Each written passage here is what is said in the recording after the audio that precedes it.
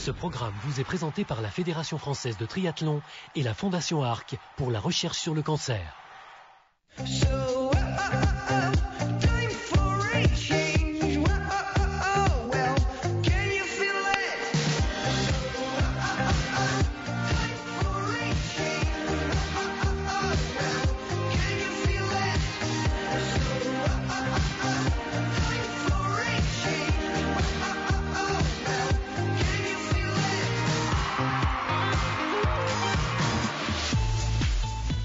C'était une première, très attendue donc, première apparition de la caravane du Grand Prix FF3 pour la recherche contre le cancer en Bretagne, à Quiberon, sur la presqu'île de Quiberon, dans des conditions climatiques presque estivales. Il fait beau, on se baigne, les touristes sont présents. Autant dire que ce rendez-vous a fait un carton auprès des athlètes comme des organisateurs. Tous ont profité de ces instants particulièrement agréables. Jessica Harrison a le sourire. Elle poursuit sa carrière au sein de son club. Actuellement, c'est le club de Parthenay qui est leader de ce championnat de France FF3. Barbara Riveros, la chilienne, a réintégré les rangs du Tri Val de Grès, elle aussi, pour l'occasion. Et Margot Garabédian a le sourire. Et pour cause. Par rapport aux stars, non, j'ai pas de complexe, je dirais pas que c'est des complexes. C'est toujours sympa et on apprend beaucoup de courir avec des gens plus forts et on apprend pas mal, ouais. Oui, forcément, faut aller un peu plus fort que d'habitude, mais ça reste une étape. Ça reste une expérience à prendre et des choses à découvrir. Donc. Les jeunes Français ont performé lors des récents championnats du monde. Ça donne le sourire. Les jeunes à Edmonton il y a une semaine pour les championnats du monde, mais aussi aux championnats d'Europe à Kitzbühel quelques semaines auparavant ont montré l'étendue de leur potentialité. Alors chez les jeunes, ce n'est pas forcément une nouveauté, même si la densité de la performance est quand même remarquable. Je crois qu'ensuite il faut passer l'échelon supérieur, ce qui est parfois difficile, mais il me semble que le travail accompli par la direction technique nationale et dans nos clubs nous laisse entrevoir cette fois vraiment de très belles possibilités. Oui, il est satisfait, Philippe Lescueux, le président de la Fédération française de triathlon, et les athlètes le sont également. Margot Garabédian a pris une 7e place donc chez les juniors. Audrey Merle a fini en 3e position et Alexandra Beaugrand a terminé en 2e place. Anne Tabaran a le sourire elle aussi. Charlotte Morel de Saint-Raphaël est ici. Place donc au championnat de France FF3. On se tartine, mais c'est pas de la crème solaire. Ça, c'est le classement général à l'issue de l'étape précédente, la 3e. Parthenay en tête devant le Tri Val de Grès et Poissy Triathlon. Tout reste encore à écrire. Rendez-vous donc original ici sur la grande plage de Quiberon pour un format S, donc sprint, 750 mètres de natation et puis 20 km à vélo et on terminera par 5 km à pied. Je vous le disais tout à l'heure, les conditions climatiques sont quasi idéales, le temps est très doux, la mer est parfaitement plate, manque quelques touristes, mais la saison estivale est maintenant terminée. Il n'empêche que certains ont pu profiter de ce superbe spectacle. 66 triathlètes au départ, je dis bien 66 donc, pour attaquer ce 4e rendez-vous de la saison. Il se clôturera, ce championnat de France FF3, dans quelques semaines à Nice, comme c'est devenu, je dirais maintenant, une certaine habitude. Alors, des bonnets jaunes, des bonnets oranges, on voit effectivement les Pissiacaises, les Messines. Il y a aussi quelques bonnets bleus, ceux qui sont portés par les athlètes de Autun. Parmi ce groupe de tête, on va dire que Pamela Oliveira en jaune, la Pissiacaise, la brésilienne de Poissy est devant. Elle est notamment au contact avec Dit Christensen, la Messine. Bonnet orange, on aura du Margot Garabédian, du Gaïa Perron, du Hélène Rind de Poissy aussi. Dit Christensen, une autre Messine qu'il faut surveiller de près et qui là, à l'occasion de ce rendez-vous, fait jeu égal avec Pamela Oliveira qui a l'habitude, elle, lors des étapes de Coupe du Monde ou de Triathlon Series, de sortir régulièrement en tête des compétitrices. On a trouvé sa place, maintenant on fige en quelque sorte les positions, on essaye de rester dans les pieds quand on est en 2e rideau, voire en 3e rideau, de ne pas se faire appuyer sur une épaule. La transition va être très importante. Encore une fois, format S, ça veut dire parcours cycliste très rapide. Et compte tenu de l'enjeu que représente ce 4e rendez-vous de la saison, les clubs concernés directement par la physionomie du podium ont tout intérêt à être très attentifs. Allez, sortie de l'eau. Pamela Oliveira est sortie de l'eau. Dite Christensen la Messine, et derrière la plupart des favorites dont je vous parlais à l'instant. Quelques marches, histoire de casser un tout petit peu le rythme, d'essouffler un peu plus si c'était nécessaire. Margot Garabédian là en gros plan qui prend le meilleur sur ses principales rivales. Il faut enlever la combi, monter les marches, commencer à se préparer pour la transition. Il faut de l'expérience, attention au contact.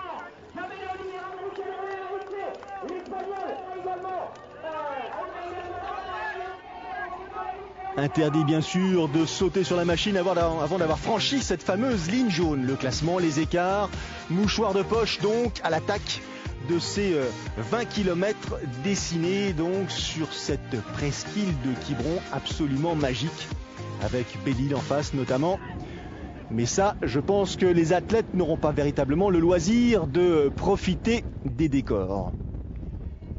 Le temps est sec, heureusement, propice donc aux accélérations, aux virages sans crainte. Petit coup d'œil en retrait de la part de la Brésilienne de Poissy, Pamela Oliveira, qui s'aperçoit que Margot est là, mais Hélène Reid aussi, la briviste, l'Irlandaise de Brive, et un gros peloton qui est parti pour partager un bon moment. Ce parcours cycliste, grosso modo une vingtaine de triathlètes. On a reconnu bien sûr Jessica Harrison, mais il y a aussi nombre d'athlètes de Parthenay, notamment dossard numéro 6. Vous l'avez facilement identifié, Enoa Muroa, l'Espagnol, très fidèle à son club. Audrey Merle est là aussi. Audrey Merle, 3e des championnats du monde junior, hein. Derrière Cassandre Beaugrand, des athlètes qui ont en plus glané le titre de vice-championne du monde par équipe. C'était un peu plus tôt dans la saison. On anime cette course, encore une fois, 4 tours à effectuer, pas le temps de respecter certains temps morts, on respirera un peu plus tard. Dossard 63 vient de passer, Dite Christensen, la Messine. Dossard numéro 14, Léa Duchamp de Châteauroux. Et regardez la physionomie du peloton, hein, presque en file indienne, prouve que devant ça cravache et que donc si on veut rester dans cette allure imprimée par ces athlètes, il est préférable d'être au contact. Allez, fin du premier tour. À peine le temps de se repositionner, de faire descendre quelque peu le palpitant, de regarder un petit peu ce qui se passe autour, d'anticiper, parce que visiblement des initiatives, il y en aura un certain nombre.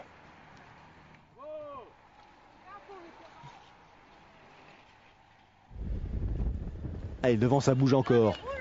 Oula, et c'est Léa Duchamp qui visiblement rappelle à la moto, qui permet justement de récupérer toutes ces images, de faire un tout petit effort pour aller un tout petit peu plus vite. Il faut dire que là, l'allure est vive. Ce n'est pas une surprise. On se sent en confiance. On s'est replacé. Anne Tabaran est là aux avant-postes aussi. On attend la prochaine attaque sans doute. Et à la faveur de ce 3e tour, ces mouvements d'attaque, de patience favorisent un regroupement généralisé. Donc le groupe de tête a récupéré sur son porte-bagages en quelque sorte 16 autres athlètes pour ne former plus qu'un seul groupe. Donc à l'entame de ce dernier tour, il va y avoir une transition dense d'ici une poignée de secondes. Léonie Perriot à son tour, 4e des championnats du monde. Léonie, oui, des championnats du monde, moins de 23 ans, elle a le sourire. Espoir français dans la perspective de ces Jeux Olympiques disputés à Rio en 2016. Je dirais presque que la DTN, la Direction Technique Nationale, n'a jamais été aussi riche en termes de choix, et c'est tant mieux. Charlotte Morel, encore indécise, elle, pour ce qui concerne ses options à moyen terme, courte distance, longue distance. Elle n'a pas été sélectionnée pour disputer les prochains championnats du monde de donc longue distance, organisés à Weihai en Chine au mois de septembre prochain. Et à nouveau, Léonie Perriot qui, là, dans les derniers hectomètres, accélère un tout petit peu pour avoir une transition claire, comme on dit, et pouvoir entrer et se changer de manière plus confortable. Julie Nivois, Jessica Harrison. Alors, il faut vite situer les clubs de Parthenay, du Trival de Grès, de Poissy. C'est là que ça se passe. C'est actuellement le podium dessiné à l'issue du 3e rendez-vous de la saison. Il y a encore quelques points à glaner. Les écarts presque insignifiants, ça ce sont en l'occurrence les temps vélo réalisés. C'est parti donc pour 5 km, sans doute tout aussi rapide que ces kilomètres effectués précédemment à vélo. 2 allers-retours. Elia Duchamp un tout petit peu en difficulté, reprise très rapidement par Julie Nivois sous ses couleurs du Trival de Grès. Léonie Perriot est à sa hauteur. Et derrière, les plus rapides commencent à se mettre en action. Pour l'instant, Léonie tient la tête de ce groupe d'athlètes. Mais ça risque de bouger un tout petit peu d'ici peu. On a remarqué Barbara Riveros. Il y a aussi Vertwift, la jeune athlète d'Autun, Sofia Kovacs, Felicity Shelly Ryan. Ça commence à se préciser pour ce qui concerne les premiers rôles. Et devant un groupe de 6, 7, 8, ça va sans doute s'amaigrir au gré des hectomètres. Felicity Shelly Ryan sous ses couleurs de Saint-Raphaël a pris le meilleur, la tête de la course. Barbara Riveros dans sa foulée, Audrey Merle en 3e position. 3 gabarits assez proches qui ont décidé de hausser le ton, d'accélérer un tout petit peu. Regardez le visage d'Audrey Merle, très concentré. Belle carte à jouer pour le club de Parthenay cette saison, un titre de champion de France. Ce serait super. Donc là, en fonction du résultat obtenu à Quiberon, sans doute que si Parthenay confirmait sa victoire lors du rendez-vous précédent, le club aurait a priori un avenir très souriant cette saison. Ça coince du côté de Jessica Harrison. Ça va vite devant, très vite, ça a encore accéléré. Et là ça relance, regardez, on se sert des barrières pour immédiatement pouvoir accélérer. Shelly Ryan, on a vu Vertwift, Riveros, Audrey Merle en 4e place. André qui a l'air de patienter, de rester dans la foulée justement de ses concurrentes, entre guillemets, pour estimer les capacités des unes et des autres, peut-être mieux dirigées ou du moins mieux anticipées. Ça annonce sans doute une fin de course encore plus rapide. Et ben voilà, justement, je vous en parlais, dans son style caractéristique, Audrey Merle est partie à l'assaut de cette victoire ici à Quiberon et c'est bon.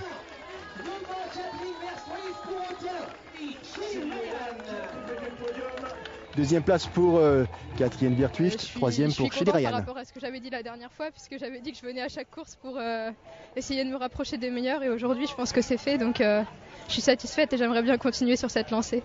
Satisfaction, c'est d'être sur le podium, toujours, et on éloigne les équipes de derrière, donc pour Nice ça s'annonce vraiment bien. On touche du doigt ce podium tant rêvé. Je crois qu'on est 2e ex-aequo au général aujourd'hui. Donc c'est super. Maintenant, Nice, ça risque d'être très dur parce qu'il faut construire une équipe encore. Allez, voilà. Alors, l'étape, victoire de Parthenay, 2e place pour Poissy, 3e place pour le Trival de Grès. Autun est 4e.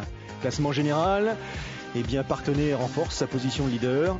5 points devant Poissy et un peu plus, non identique. 2e place ex-aequo effectivement devant le Trival de Grès. Nice risque d'être un rendez-vous crucial. Sans doute aussi valable pour la compétition masculine. Tout le monde est là. Vincent Louis qui termine 6e du classement général des Triathlon Series. Aurélien Raphaël un tout petit peu plus loin, mais il a animé lui aussi la dernière étape disputée à Edmonton. Poissy pas forcément avec le sourire, ils sont 4e au classement général. Anthony Pujade, belle perf, c'était à Stockholm. Pierre Lecor, Dorian Coninx, encore un champion du monde. Champion du monde des moins de 23 pour avoir été champion du monde junior. C'est vrai que ça fait 2 ans qu'on fait le doublé junior U23.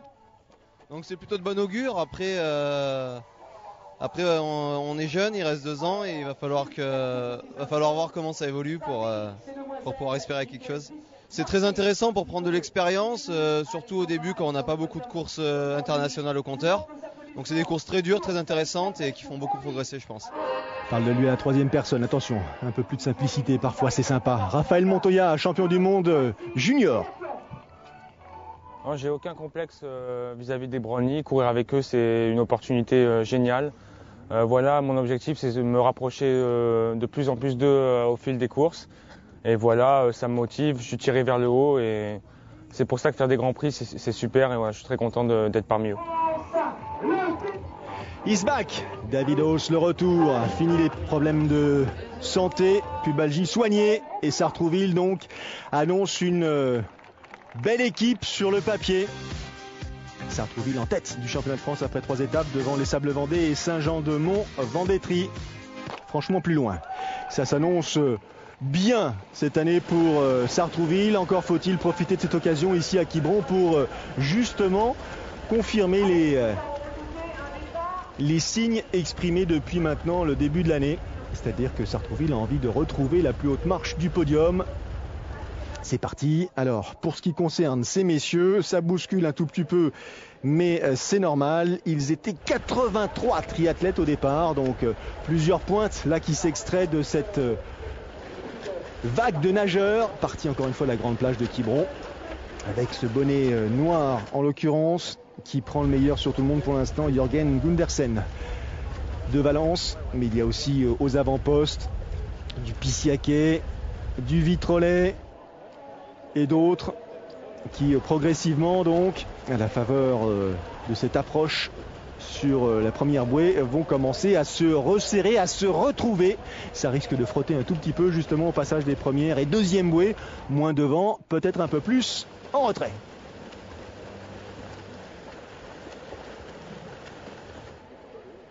Grosse perf de la part de l'équipe de France à Edmonton au Canada lors du dernier rendez-vous des séries mondiales. Deuxième place pour Cassandre Beaugrand encore une fois chez les juniors. Troisième place pour Audrey Merle. Léonie Perriot quatrième chez les moins de 23.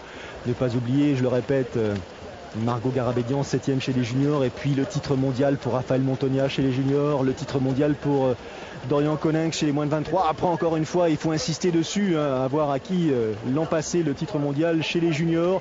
Une seule personne, un seul athlète jusqu'à présent avait réussi à réaliser ce doublé, c'est-à-dire champion du monde junior et champion du monde des moins de 23.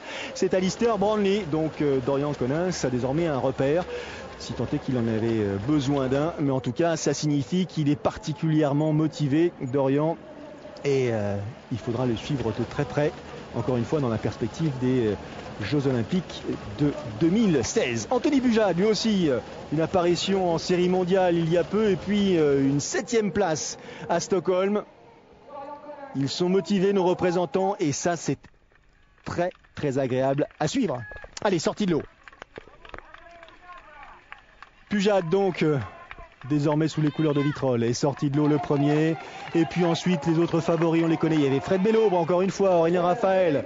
En gros plan sur la droite, Anthony Bujade qui se dirige donc vers son vélo. Changement, attention, bien poser tout, la combi, les chaussures, les lunettes, parce que la pénalité, 15 secondes à la clé, ça peut arriver très rapidement. Où ça s'annonce dense, intense. Sartrouville versus les Sables-Vendée. Sans oublier Saint-Jean-de-Mont qui joue gros aussi, actuellement deuxième ex-aequo donc avec les Sables-Vendée au classement général. Donc des points qui sont précieux pour ce petit monde. Allez, il n'a pas encore chaussé, Anthony Bujade. Attention, ça serre là, et Aurélien Raphaël lui signifie que le trottoir n'était pas très loin. Raphaël qui poursuit son effort et qui tout de suite donne le tempo. Regardez, revient sur Vincent Louis, qui continue lui à se préparer définitivement à chausser donc le matériel, et automatiquement derrière, nouveau relais de la part d'Anthony Bujade. Oula, l'arbitre qui se pointe à hauteur de Bujade, c'est pas bon signe ça. Alors pénalité, c'est sûr, sans doute pour une transition difficile, à moins qu'il y ait eu gêne à la sortie de l'aire de transition. Petit doute pour ce qui concerne donc l'origine de la pénalité. A priori, ce serait plus une gêne occasionnée de la part d'Anthony Bujade sur d'autres concurrents. Pierre Lecor devant, les Brownlee en vert derrière, Alistair suivi de son frère cadet. Attention, Jonathan, où une certaine tension au rythme, ou du moins existe à l'intérieur du peloton, c'est normal. Le format, encore une fois, un format super rapide, format S, pour tous ces lascars qui ont l'habitude de disputer des formats un peu plus longs, les fameux M, les fameux distances olympiques. Ça s'anime. Beaucoup. João Pereira, le Portugais, qui prend lui à la fin de la saison, donc mondial, une 4e place derrière Javier Gomez, Mario Mola et Jonathan Brownlee, et une 5e place derrière Mola. Donc les Brownlee Il n'a cessé de monter en puissance tout au long de la saison, Joao Pereira. Lui aussi, ça a l'air de franchement l'enthousiasmer. Étape après étape, Anthony Pujade affiche une confiance, une dangerosité sans doute qu'on ne lui connaissait pas précédemment. Vincent Luis, aussitôt rejoint par Jonathan Brownlee. Ça c'est l'arrière du peloton. 4 tours encore une fois effectués, 4 tours d'à peine à 4 km et demi. 5 km plutôt pour 20 km, c'est plus pratique. Le public présent en masse, en nombre. Conditions climatiques largement favorables. Le ciel c'est un tout petit peu couvert, mais tant mieux, il fait un tout petit peu moins chaud. Et justement, il en profite, Alistair. Lui qui reste sur une belle perf à Edmonton, vainqueur de la dernière étape des séries mondiales. Le relais de la part de Dorian Coninx. Il a du jus, Coninx, il est en forme. Et il est normal qu'après son titre mondial, il ait envie effectivement de montrer le maillot en quelque sorte. Maillot légèrement abîmé, semble-t-il. Pas de répit, pas de temps mort. On a les mains en bas du guidon, à fond sur les pédales. Et avoir le rictus sur le visage d'Alistair Brownlee. Il n'y a effectivement aucune seconde de relâchement. Mattia Ceccarelli de Mulhouse. Regroupement en tête. Dernier tour. Et Coninx qui pose les avant-bras sur le cintre. Il continue à poursuivre son effort. Il a envie d'arriver dans cette aire de transition avec une petite poignée de secondes d'avance. Mais attention derrière, ça a l'air de revenir. Qui? Un petit homme vert. Est-ce que ce serait Alistair, Jonathan? Enfin bref. Bilan des courses, tout le monde arrive ensemble dans cette aire de transition. La deuxième avant d'attaquer donc les 5 km à pied. Où il y a du vert, il y a beaucoup de vert. Davidos, les deux Brownlee, Raphaël Montoya. Ils sont là, les leaders actuels du championnat. Signe évident de grande confiance et surtout de désir de maintenir cette position au classement général après avoir dû vivre sous l'air des Sables Vendée pendant 2 saisons. Étienne Dimanche, vitrolé lui aussi et surtout vice-champion du monde de duathlon. Cette année, vice-champion du monde par équipe et en individuel, qui a l'habitude de réaliser des performances à pied très rapides, très rapide, a pris la foulée de Jonathan Brownlee et derrière ça essaie de suivre. Style caractéristique, on est aux alentours de 19-20 km/h, peut-être même au-delà des 20 km/h puisque Étienne lui en rajoute une petite couche. Vincent Luis s'accroche pour l'instant à ces deux hommes. Et derrière, en deuxième plan, c'est le frère aîné des Brownlee, Alistair, qui essaie de revenir avec Joao Pereira sur sa gauche, grand gabarit. Et puis Christian Blumenfeld de Valence, qu'on a vu aussi, lui, rythmer l'étape d'Edmonton. Gros vélo, belle course à pied.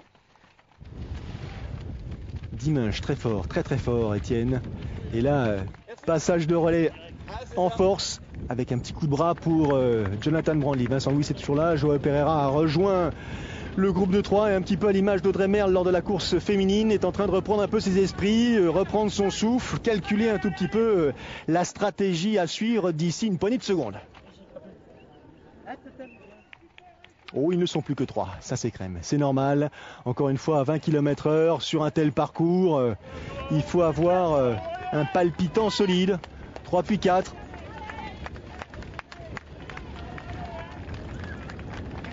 Allez, fin de la première boucle. Brownlee, Dimanche, Luis, Pereira. Ou presque. Ravitaillement pas tout à fait nécessaire pour ces athlètes qui là n'ont pas vraiment le temps d'avoir soif, même pas le temps d'avoir chaud. Encore une fois, la température est idéale et ça nous offre un spectacle de toute première main. Ça craque derrière. Vincent Luis d'abord et puis Joao Pereira ensuite. Ils ne sont plus que 2. Jonathan Brownlee, Étienne Dimanche. Un coup je passe derrière et puis le coup suivant je reste légèrement en retrait. Il faut dire que Jonathan n'a pas l'habitude de céder sa place. Alors il va falloir que Étienne prenne tous les risques, s'attaque encore en quelque sorte à la citadelle verte. et dans les derniers hectomètres tente le tout pour le tout. C'est ce qu'il est en train de réaliser. Ça sent le sprint, le coude à coude, le mano à mano. À gauche Brandly, à droite Dimanche. La barrière, ou du moins la ligne d'arrivée, se tend et c'est la victoire pour Sartrouville et notamment pour Jonathan Brandly. Quelle fin de parcours. Tony Truant, rapide. Pierre Lecor, les Sables Vendée, en termine à son tour.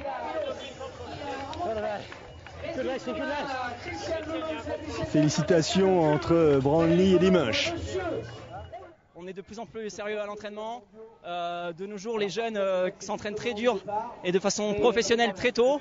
Ça met le pied à l'étrier à tout le monde de voir qu'il y a cette jeunesse qui pousse et voilà, ça fait une émulation qui tire tout le monde vers le haut. Yes, I think the French teams je pense qu'actuellement les Français sont effectivement les athlètes les plus efficaces pour ce qui concerne les jeunes. Il suffit de lire les résultats obtenus, mais ça ils le doivent à leur Grand Prix, à la qualité de leur Grand Prix et puis surtout à leurs efforts. C'est effectivement actuellement les meilleurs sur le plan international.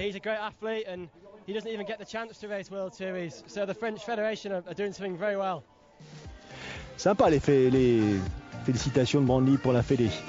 Ça c'est le classement donc ici, Sartrouville, les Sables partenaient et donc au classement général de la saison après 4 manches, Sartrouville a, comme qui dirait, réussi le jackpot. Il faut terminer au-delà de la 5e place et que les Sables Vendée terminent premier pour que Sartrouville ne puisse pas glaner le titre de champion de France. Ça fait beaucoup de si. Prochain rendez-vous ce sera à Nice, le 28 septembre, vous serez là, je compte sur vous, salut.